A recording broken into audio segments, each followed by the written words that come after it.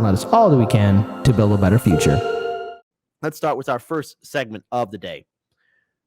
Folks, I don't know how this election cycle will play out for 2022. The canary in the coal mine will determine whether the Democrats maintain a majority, their slim majority, or get more seats, whether the Republicans run in with a red wave. This will be an indicator to how maybe people might vote and feel in the 2024 presidential election cycle. Now, we did some extensive coverage of the 2020 election, both the primary and the general election, at our old studio way back at Kimball. And I remember feeling hopeful during that election cycle. I know I held on to the audacity of hope, and that's something that I'm going to have to live with for quite some time because, the egg's on my face because I thought maybe the progressive movement could actually do something. Maybe Bernie Sanders' campaign would be ready. But no matter how it plays out, we have bigger issues than who sits in the White House. And I hope we do see a rise of independents, of progressives, of people that are actually going to break away from the two-party system. I hope that in 2024, and I'm just giving out my hope, what I want to see happen. I want there to be independence. I want to see a rise of people looking at independent candidates, looking at third-party candidates so they can break away from the two-party system and actually bring in much needed change. We do need to hear more voices, more perspectives. And the thing is, since the 2020 election, we've seen our media landscape, both on the mainstream and here on social media, embrace censorship, suppression. And the only way we're going to fight for a better future, the only way we're going to actually build something out of this nightmare of neoliberalism is by working together, talking to our neighbors, talking to people that maybe, don't politically align with you, but you can agree on some fundamental issues. We've reported this here on Hard Lens Media, as have numerous other outstanding independent media networks have covered as well. Democratic voters and Republican voters and independent voters agree on a lot of the same issues, like Medicare for all, a UBI, student debt forgiveness, ending regime change wars, getting money out of politics. These are things that people agree with, regular citizens. Now, the politicians in the Democratic Party and the Republican Party are owned by Wall Street big banks, the top 1%. Now, I want you to listen to the wise words of none other than Dr. Cornell West. He talks about Jimmy Dore, but he also talks about the 2024 election and what we need to check out. Again, shout out to Brianna Joy Gray. She actually posted the full interview on her Twitter account. So if you are not subscribed to her on her YouTube channel, please do so. If you're not following her on Twitter, please do so. I think it's only fair that we listen to the words of Dr. Cornell West and really understand it. If you want to make change, you got to be consistent. You got to speak truth to power. And you got to call out the Democratic Party and Republican Party for what they are. They're frauds, they're scam artists, and they don't respect the average voter. Somebody like Jimmy Dore, I tell folk up front, the brother is my brother. And when he speaks the truth, the critiques of neoliberalism, I'm with him. When I think he's wrong, I try to tell the brother when he's wrong. And running for president, let the brother go on and do his thing and run. If he runs for president, well, are you going to be in his corner? Well, I got a long way to go before I even think about what's happening next election. But, yeah. Do you have a long way to go? I just want to say this. If Jimmy Dore does decide to run for president in 2024, you know what? I'm just going to say it. I'm going to go with it. Make it happen. I'm going to be biased here. Chicago stands with Chicago. And, when it comes time to defend the city and the people in it, hey, I'll always stand by my city. I love the city. This is my home. And yes, it has its problems before people start typing in the comments section below.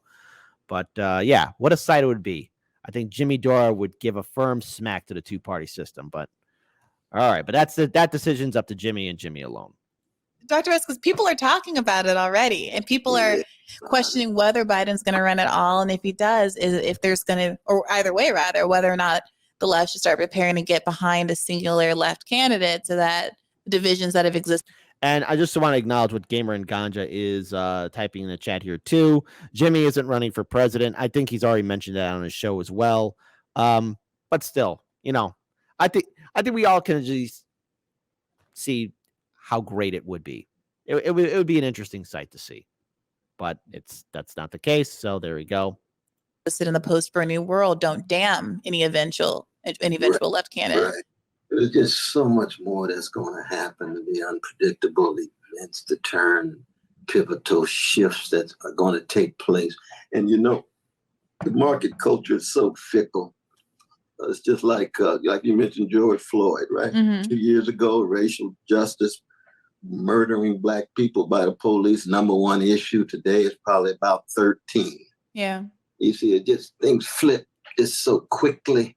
It's unbelievable. It's unbelievable. So I think the important thing is that we just want to be clear as to what we stand for politically, ideologically, morally, spiritually, regardless of who the candidates are, regardless of what the circumstances are.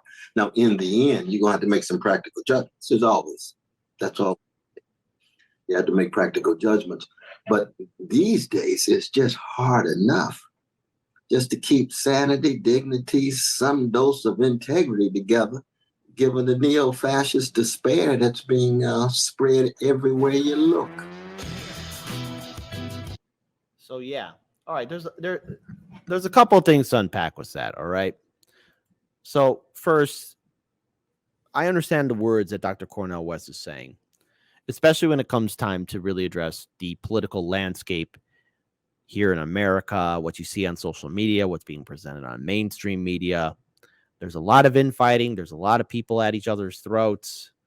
And one has to wonder, how are we going to really get out of this nightmare?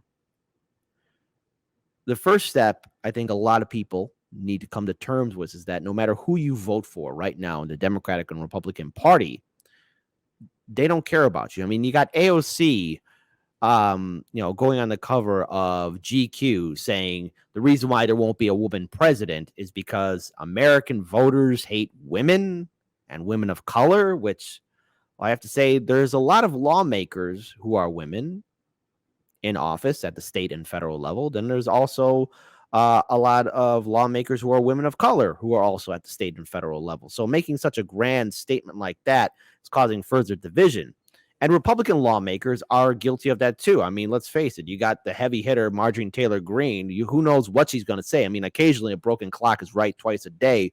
But for the most part, I mean, if you look at all these Democratic and Republican lawmakers, with the aid of corporate media, they have successfully divided millions of Americans in thinking Team Red or Team Blue represents freedom and liberty for all. The real truth, and this is something that this entire audience here watching, what you guys understand, is that the people who control our democracy are the top 1%ers, the millionaires, the billionaires, the hedge fund managers, private equity firms, Wall Street executives, big banks, lobby groups, the military-industrial complex, prison-industrial complex. These are the groups and organizations and people that dictate control over the politicians that supposedly say that we live in a democracy. We live in an oligarchy. And while the Queen is dead in England, we have our own monarchs ruling over us. Except their titles are billionaires and CEOs, hedge fund managers.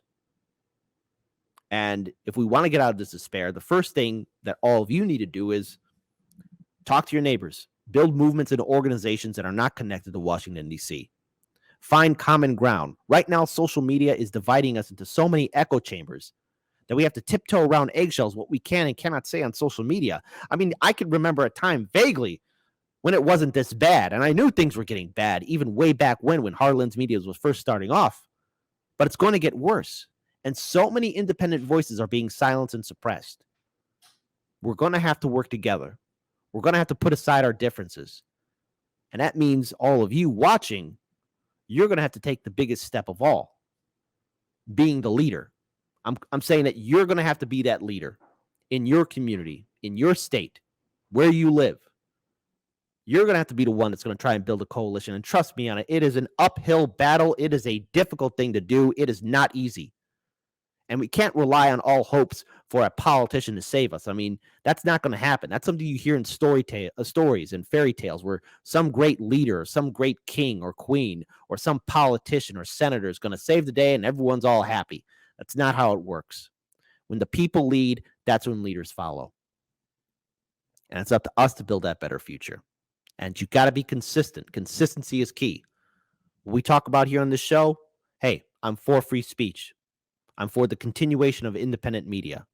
I'm for building coalitions and talking to your neighbors and actually breaking down the walls that corporate media, the two-party system, and social media have built around us.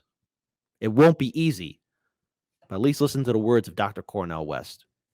We got to make it happen. Check out the full interview on Brianna Joy Gray's YouTube channel. If you're not subscribed to her channel, please do so.